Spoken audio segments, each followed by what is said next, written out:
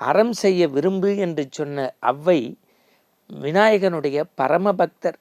அந்த அவ்வை மூதாட்டி ஒருமுறை விநாயகருக்கு பூஜை செய்ய சுந்தர பெருமான் அவரை கைலையங்கிரிக்கு அழைக்க, இல்லை இல்லை, கணநாதன் பூஜையை கனிவோடு செய்ய வேண்டும் என்று சொன்னபோது சுந்தரமூர்த்தி சுவாமிகளுடைய அழைப்பையும் மறுத்து கணநாதனுக்கு பூஜை செய்ததனால், அவன் பாதத்தை பற்றி கொண்டதனால் துதிக்கையில் அவ்வையை தூக்கி சுந்தரமூர்த்தி சுவாமிகளுக்கு முன்பு கைலையங்கிரியில் அவ்வையை சேர்த்ததாக ஒரு மரபு உண்டு.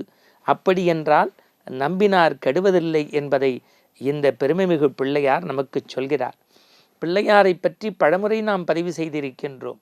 அதுவும் இந்த மண்ணுலகில் மண் நன்றாக இருக்க வேண்டும் என்பதற்காக, மக்கள் உய்ய வேண்டும் என்பதற்காக வியாசர் அற்புதமான மகாபாரதம் படைத்தார். அந்த வியாசர் மகாபாரதம் படைப்பதற்கு உந்து சக்தியாய், உறுதுணையாய், அச்சாணியாய், அஸ்திவாரமாய் இருந்தது நம்முடைய விநாயகப் பெருமான்.